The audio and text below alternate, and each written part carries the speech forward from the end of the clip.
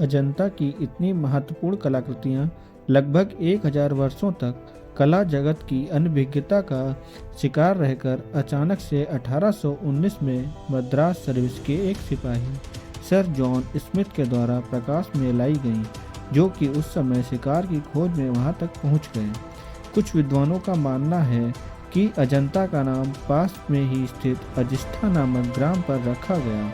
अजंता का सबसे नज़दीकी स्टेशन जलगांव स्टेशन है। अजंता में कुल 30 गुफाओं का निर्माण किया गया। यह गुफाएं घोड़े की नाल के समान अर्धचंद्राकार हैं। यह गुफाएं बाघोरा नदी के किनारे स्थित हैं। अजंता की गुफाएं श्रृंगार के वृक्षों से घिरी हुई हैं। ये चित्रकला, मूर्तिकला व वास्तुकला का उत्तम उदाहरण है।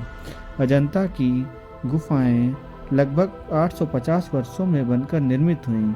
ये 2 कालों में बनकर निर्मित हुईं, प्रारंभिक काल और बाद के काल। प्रारंभिक काल में सातवाहन वंश में दूसरी सदी ईसा पूर्व से लेकर पहली सदी ईसा पूर्व के मध्य बनी, जबकि बाद की गुफाएं वाकाटक काल में बनाई गईं, जो कि 5वीं शताब्दी में बननी स्टार्टिंग हुई। यहाँ पर अनेक लिपियाँ भी दिखाई दी हैं। प्रारंभिक काल में 8 से लेकर 13 तक की गुफाओं का निर्माण हुआ, जिसमें गुफा संख्या 9 व गुफा संख्या 10 प्रमुख है। 8 से लेकर 13 तक की गुफाओं में हम देखते हैं कि बुद्ध के सिर्फ प्रतीकों का ही यहाँ पर पूजा आराधना की गई है। गुफा संख्या 10 का द्वार सबसे बड़ा बनाया गया है। यहाँ पर हर गुफा के अंदर स्तूपों का निर्माण किया गया। गुफा में चैत्य और विहारों का निर्माण किया गया। चैत्य जो थे, ऊपर से छत उनकी गोलाकार होती थी। विहारों की छत ऊपर से फ्लैट बनाई गई है।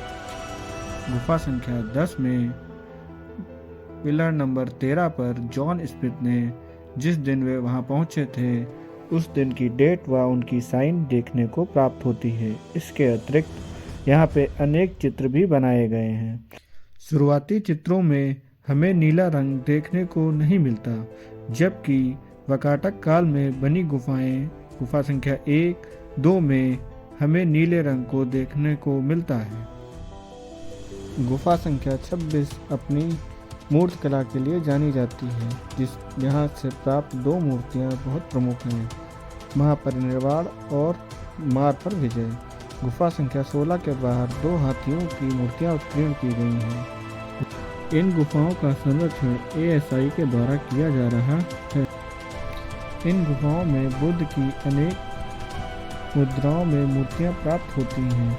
लगभग हर गुफा के अंतर्गत मूर्तियाँ प्राप्त हुई, जिसमें बुद्ध पद्मासन मुद्रा या अभय मुद्रा में अधिकतर दिखाए गए। गुफा संख्या 26, 4, 17 व 16 में अनेक लिपियां भी प्राप्त होती हैं, जिससे हमें इन गुफाओं के बारे में ज्ञात होता है। गुफा संख्या 4 सबसे बड़ा विहार है, जो कि 2 मंजिला बनाया गया है। अजंता की गुफाओं में हमें बुद्ध की 547 जातक कथाओं का वर्णन देखने को मिलता है। हर जातक के पीछे कोई न कोई कहानी या संदेश देने का बौद्ध धर्म में प्रयास किया गया।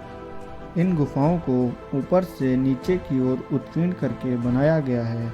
गुफा संख्या 16 के बाहर नाग राजा और उसकी रानी की प्रतिमा को उत्कीर्ण किया गया है, जो बहुत प्रमुख है। इन गुफाओं का निर्माण ग्वाच यानी कि खिड़की के आकार से अंदर की ओर उत्कीर्ण करते हुए छत बनाई जाती थी। फिर इसमें पिलर बनाए गए। पिलर के बाद दीवारें और बाद में प्रवेश द्वार का उत्कीर्ण किया गया। इस प्रकार से इन गुफाओं का निर्माण हुआ। ये गुफाएं पूर्व से पश्चिम की ओर बनाई गई हैं। गुफा संख्या 4 का विहार सबसे बड़ा है। बौद्ध भिक्षु यहाँ पर आराम किया करते थे। विहार को संघाराम के नाम से भी जाना जाता है। यहाँ की छतों पर भी हमें चित्रकला के उत्तम उदाहरण देखने को मिलते हैं।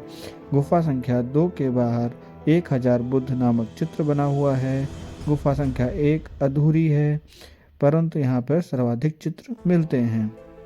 गुफा संख्या 19 यह चैत्य गृह है। इसमें पत्थर को काटकर अलंकरण किया गया है। चित्रों में गौतम बुद्ध का चित्र और सामने की ओर छत पर बने अलंकरण सुंदर हैं। इसमें गौतम बुद्ध की मूर्ति भी देखने को प्राप्त होती है। इसमें 3 छत्रनुमा एक स्तूप भी प्राप्त होता है। इन गुफाओं में बुद्ध के अलावा बोधिसत्वों, घोड़ों, अन्य जानवरों का भी अंकन देखने को मिलता है। यहाँ के प्रवेश द्वार बहुत ही अलंकृत व भव्य बनाए गए हैं, जिनके आसपास मूर्तियाँ देखने को मिलती हैं। गुफा संख्या 2, गुफा संख्या 16, 17, 26 इन सब में चित्र और मूर्तियों की भरमार है।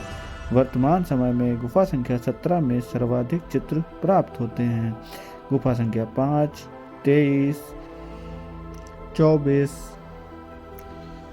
23 आदि गुफाओं को देखकर पता चलता है कि इन गुफाओं का निर्माण किस प्रकार हुआ होगा। अवश्य ही ये गुफाएं ऊपर से नीचे की ओर काटकर बनाई गई हैं। इनकी संरचना देखने से पता चलता है।